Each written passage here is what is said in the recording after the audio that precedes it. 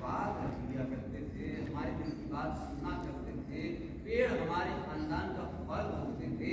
जंगल के बीच में शहर होता था। ये नहीं कि चारों तरफ कंक्रीट का जंगल फैला है, तरफ ढूंढने जाओ तो नाम तो नहीं मिलता। बहरहाल ये बात उसे बहुत समझ में आई और उसने जाकर एक पेड़ को में कह दिया कि राजा के सर सींग है। बस उसका तो जी हल्का हो गया और तबीयत भी बहाल हो गई। मगर राजा ने वहां पर जिस जगह पे दरख्त था, सड़क बन गया, दरख्त कट गया और दरख्त से किसी ने चारपाई बनाई, किसी ने कुर्सी बनाई, किसी ने सारंगी बनाई।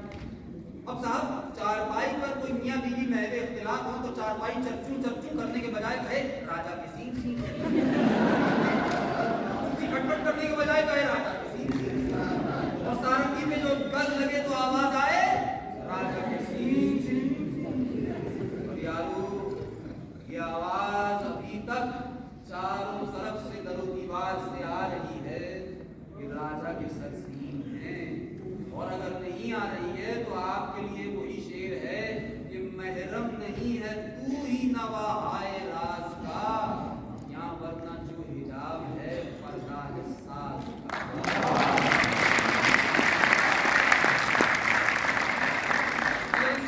उनके बादशाह ने कहा ये तो मैंने सुन रखी।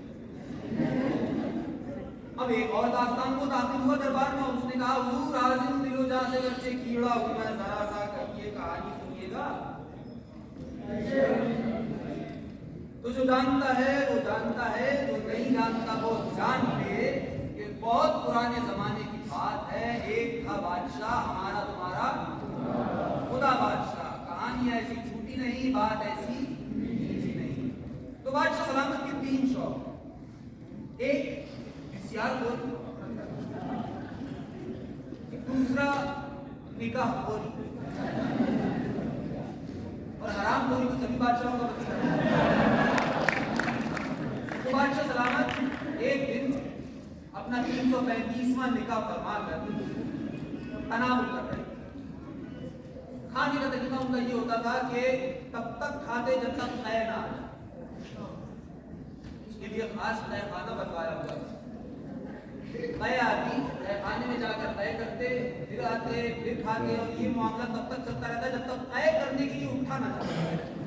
तब 4 आदमी आके उन्हें उठाते। तो आज भी यही हुआ, 4 आदमी ने उठाया और उनके हजला उसने लगे।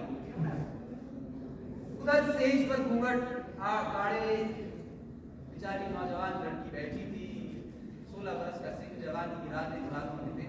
उसने जो घूंघट की ओर से जोर से देखा, कोर्ट से देखा तो क्या देखती है कि तोन चली आ रही है। जब काफी देर तक वो तोन आ चुकी तो बाकी आजा भी मुराद हुए। बादशाह सलामत झूमते झांकते सेज के पास आए। बुलंद पर एक गलत नजर, एक गलत अंदाज डाली और घूंघट उठाने के लिए जो झुके उनका लिया हमारे। बादशाह सलामत एक लम्हे सन्नाटे में आगे क्या हुआ, लेकिन चूंकि दुल्हन के चेहरे पर किसी किस्म का रद्द-ए-अमल नहीं था, कोई बात नहीं।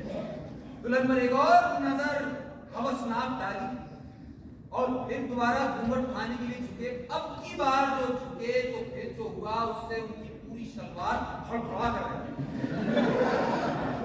कमरे में ताफून ऐसा छाया कि सेज पर सजे फूल मुरझा गए। करीब तक दुल्हन बेहोश होकर मर जाती। बादशाह सलामत ने खिड़की में मुक्का मारा कि ताजा हवा आएगी। लेकिन अब की बार बादशाह ने कहा नहीं, अब घूंघट नहीं उठाना चाहिए, पहले गुस्लखाने में जाकर कुछ मशक करनी है। तो गुस्लखाने गए और अपनी तरफ से जितना जोर लगा सकते थे लगा दिया। जब इस बात का यकीन हो गया कि अब कुछ ना होगा तो अक़्दे मिल्कत को कसकर, जिस्म थाम कर, कदम जमा कर, दिल थाम कर, सांस रोक कर कि हवा ना अंदर जाएगी ना बाहर निकलेगी, फिर से हजले उसी में दाखिल हुए। और अब की बार जो घूंघट उठाने के लिए झुके तो फिर तो जो हुआ उसकी गूंज की गूंज गलियों, बाजारों, मोहल्लों, वीरानों से होती है अंटार्कटिका के बर्फीले सहराओं तक पहुंची। स्मॉग ऐसी छाई कि कई सारी फ्लाइट्स कैंसिल हो गई। तो गैस आ नहीं रही, यहाँ सारी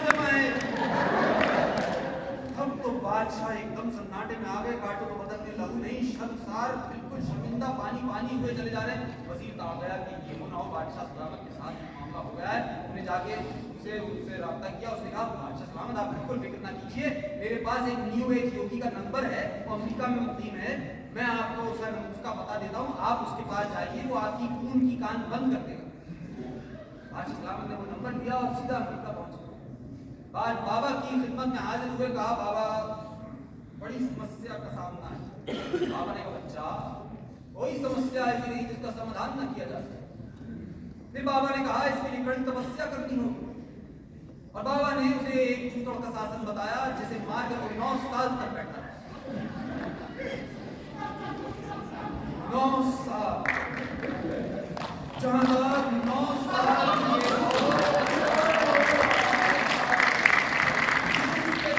जैसे शेर मखून पर वक्त। 9 साल की कड़ी तपस्या के बाद जब से मुकम्मल इत्मीनान हो गया कि इस तपस्या से अब उनके दूल्हे मुबारक मुख से हो चुके हैं, अब अपनी सल्तनत दोबारा ला। क्या देखते हैं, एक माँ अपनी बेटी की चुटिया बना रही है। बेटी पूछती है अम्मा मैं कब पैदा हुई थी? तो माँ कहती है बेटा जिस दिन बादशाह सलामत ने तारीखी पाद मारा था। बादशाह थोड़ा और आगे बढ़े, चंद्री पर तारीख कुछ यूं दर्ज की कब्ल बाद और बाद।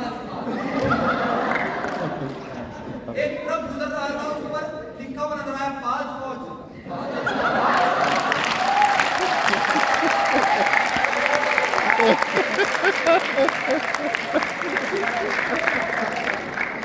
सलामत ऐसी बेइज्जती शदीद बिल्कुल बर्दाश्त न कर सकते थे, फौरन दरबार में हाजिर हुए। वो दुनिया के ये तमाम यादें हमारे अभी आपकी खारिज कर दी जाएं, मिसमार कर दी जाएं, और तुमसे तो कह दीजिएगा कि तजावुजात हैं, और हवा तक को बैन कर दिया गया, हवा तक पर पाबंदी लगा दी गई। जब हमसे बेटा में तमाम शहर महफूज हो गया, तब उन्हें अपनी दुल्हन का फिर ख्याल आया। 9 साल बाद तो कहीं से गुलदस्ता बन चुकी होगी, फिर से हजरा या रूसी में दाखिल हुए, और अब की बार जो झुककर घूंघट उठाया तो फिर जो हुआ वो ज़मान और मकान की कैद से बाहर निकल गया। और आप जानते होंगे कि बादशाह के लिए एक लफ्ज़ बादशाह भी है, उसकी बुनियाद यही किस्सा है।